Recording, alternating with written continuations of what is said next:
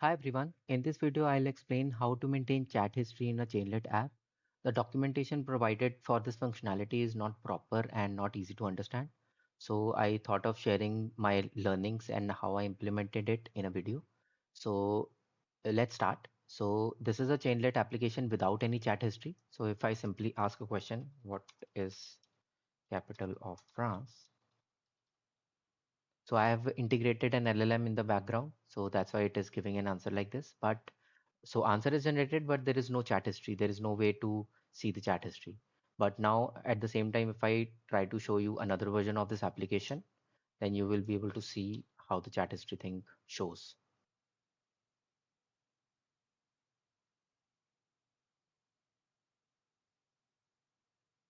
Okay, so this is the version where the chat history thing is integrated. And if you, on the left pane, you can see this kind of a pane will show where it will show all the historical chats. Right now, there is no chat. That's why it is showing no threads found. But the moment I start asking, the chat history will start getting maintained. What is capital of France? So see, the moment the first answer is generated, the chat history uh, thread will start getting created. And if I try to create a new conversation and ask another question, who are you? So for this also an answer is generated and we can go to the previous question also. Okay. So for this, for the current conversation, it gives an option to give feedback also. So I can give feedback, good answer. So that also is getting maintained and we have an option to update that also. So this good answer updated. So feedback is also getting updated and then we can see all the historical chat in this left pane and we can hide this also and show this also. Now let's go to the code side of it and see how this can be implemented. So this version of the Chainlit app is without a database. So here I have simply just initialized an LLM where I use Grok API because it is free. To understand how to use Grok API with LangChain for free, please click on the link in description. And when the message comes, I'm simply calling the LLM and sending the user input. And whatever output comes, I'm sending it into cl.message. So this is a simple version of the app. Now we will see what changes needed in this code to integrate the chat history thing. Okay. So this is another version of the same Chainlit app which I've created, which has the chat history maintained. So these things are same, the LLM part and this part, these are the same. These are the two important things which needs to be added. First is authentication mechanism. So some kind of authentication should be there so that a user ID or user's identity is captured. So I used this, but there can be other ways also. So when we try to deploy it in Azure and we try to create some authentication mechanism, then in the headers, they give something called this, which has a email ID of the user, okay, after the login. But since I'm using this in local, I don't have any this thing available. So I'm simply calling each user as an admin. And then once we create this and we send this kind of an object, then our authentication is complete. And then second is the data layer that we have to create like this. And here I'm simply returning a custom data layer class. Okay. So a custom data layer class, I have created a file data layer.py, data underscore layer.py, in which I have created this custom class. So this is the class that we have to return. And once we add these two methods, then our chat history will start working. Of course, all the methods created in this class should also work fine. Otherwise, it will start giving error. But the moment we create this, it will start showing. So now I will go to the data layer.py, how I have created it and what are the important components around it. So these are all the necessary imports. After that, I have created for demonstration purpose, I have created a local database using TinyDB library of Python. So the reason I used it is that it allows saving all the conversation in form of a JSON. So when we want to do this in production, we can simply replace all the functionality of TinyDB into something called Cosmos DB or any NoSQL kind of database. So here it simply creates a JSON file in the local only in the server, and then all the chat history will be maintained inside this JSON file only. Okay, so we simply have to create a object of query class, and then I have named it conversation. So this will be used every time we want to interact with this database. Now let's see what all methods are created inside the custom data layer. So it is inherited from base data layer that is already available in cl underscore data. So from this class, okay, don't worry about this. You simply just import all of these things, and then just focus on what methods, what updates you might require on the method side. Everything else, I also found it online only. What are the imports and how to create the class. Okay. So after this, I have created a lot of methods here, which some of it I got it from the official Chainlit documentation. Some of it I had to look through the web, what all are required. And some of them I saw these errors that, okay, this method is also required in this uh, class, and then you have to create it. So I've created that. But I have provided definition or functionality to only those methods which are actually getting called throughout my conversation. So if you see here, at every method, I'm writing this print command. Okay. So why I did is that whenever I run a question or run my bot, I try to see that what all methods are getting called. So I have updated the functionality for those methods only. Remaining methods I've ignored it. But please let me know if you are able to find what are the uses of other methods in the comment section, and then we can together build functionality around those as well. So first method that I've updated is the get user. In the get user, we simply have to return this persisted user object, which with this information, identifier, display name, I'm also keeping identifier, metadata I'm keeping as blank, ID is also identifier. Created date, I have kept it as static date, but you can use a current timestamp also. So this also is not required. Create user, delete feedback. Also, I'm not using it. Upsert feedback. So upsert feedback, basically whenever I submit the feedback for the first time also, then also this method is getting called. And whenever I update the feedback, then also this method is getting called. Okay. So what we do here is that we simply get the conversation based on the ID from TinyDB database, because this will be called and will be available only when a conversation is already created and a message is already there in form of an output. Only then we will see option to submit the update, submit the feedback. Otherwise, we will not see. So always conversation will be there, which we call it existing thread. Now I create a current timestamp object, then the feedback JSON will look like this. The value, it will be either 1 or 0. 1 means thumbs up and 0 means thumbs down. Comment, whatever comment we submit, and then created at will be the current timestamp. So now what I will do in the existing thread, it will have a nested structure. Maybe I can show you how the JSON looks like.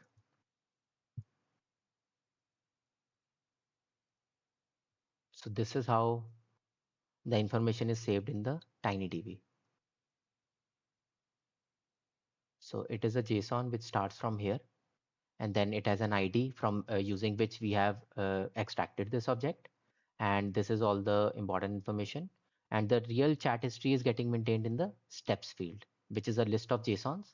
And so that's why we have to browse through this. So every input and output will have a feedback thing. So question does not make any sense to have a feedback. So that's why there is no feedback ID I'm maintaining. But for every answer, I'm maintaining something called feedback ID. And using that feedback ID only, this will be called and it will be updated. So this is the one where this is the answer where I submitted my feedback. And then it first extracted this based on this. And then basically it browsed through all the steps of this conversation, and then it saw which element has the ID which I'm looking for. Okay, this is the ID that it will look for. If you see, it will say it will first extract all the steps, which is a list. It will browse through the steps, and whichever step has the feedback ID that I'm looking for. So the feedback object will have that feedback ID. Okay, in that only I will update the create a feedback JSON. So feedback JSON I've created. In everything else, there is no feedback JSON. If you see, the feedback JSON exists only here. Here, although the feedback ID is there, I have not submitted any feedback, so nothing exists. So this is how we will submit the feedback. And then once we have added the feedback uh, dictionary in the step, then we will simply update the steps field in the database using this method. So update only needs the updated field and then the conversation ID. Okay. Next, this also we don't need create step. So basically, whenever we have a message, this create step will be called. In create step, what we are doing is that we are sending the message. So it returns something called step dict.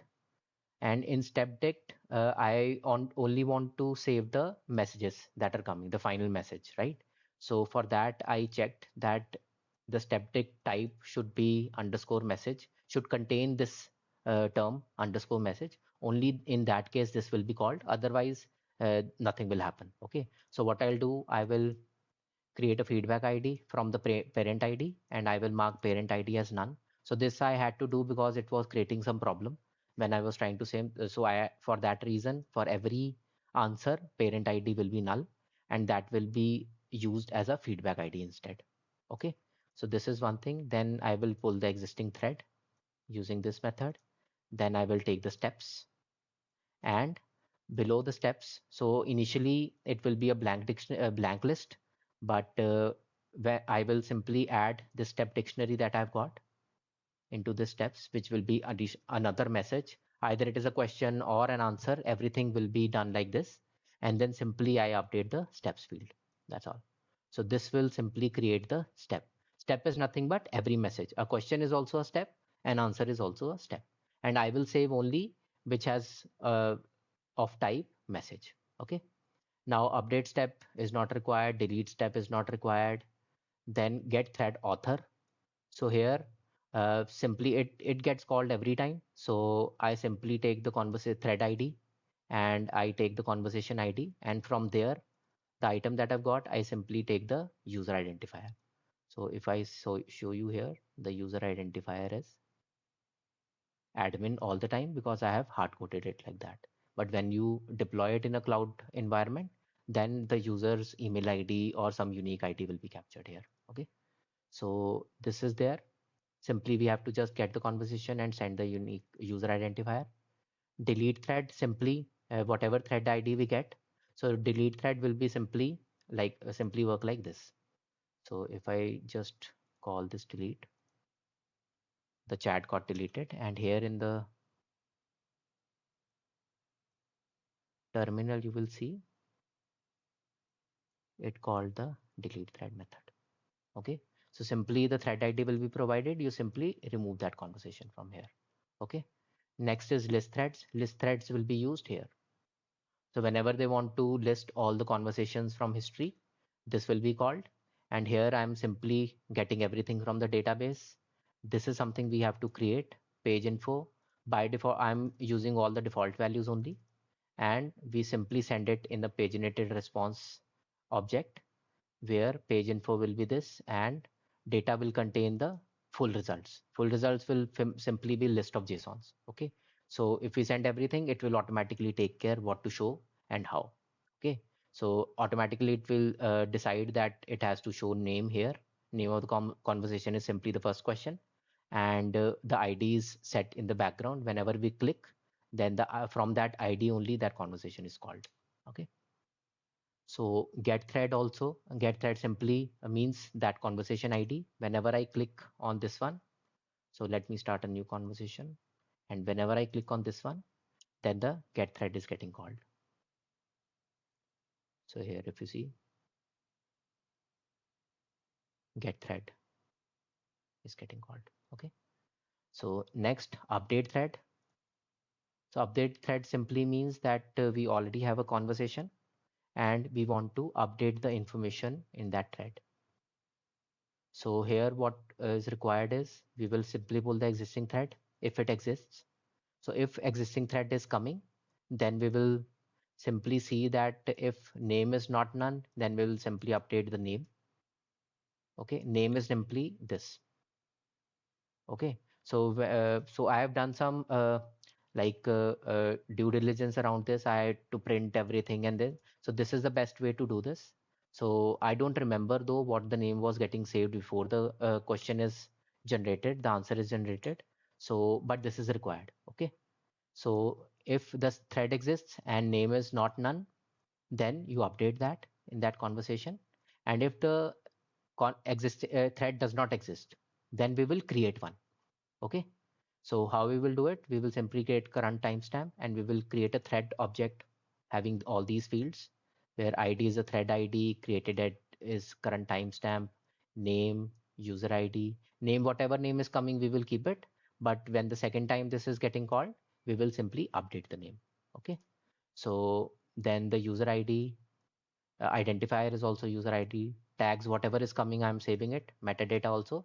So first time when this thread is getting created, the steps will be a blank list. Okay, I simply use tinydb.insert and I create this element. Okay, so this is all. These are all the methods that are required here. This one also does not require any functionality because it never gets called. So these are all the methods that we care about.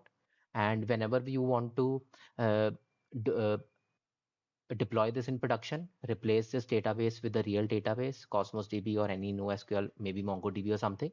And then wherever this TinyDB is getting called, you update the functionality over there. Okay. And then your app will start working and it will start maintaining all the chat history. And one more important point, when you create this whole functionality, when you run it for the first time, it will like prompt in the terminal that something called chainlit auth secret is required to run this application. It will give you instructions how to generate that. And once it is generated, you simply copy that from the terminal and paste it in your .env file. Okay. So once you do that, then your whole application will start working. So that's all for this video. Please let me know in comment section if there is any component that you did not understand, or if you have any suggestions around what functionalities could be updated, and if you have knowledge on that. And also please let me know in comment section what other videos you would like to see. Please subscribe to my channel. Thank you for watching. Bye.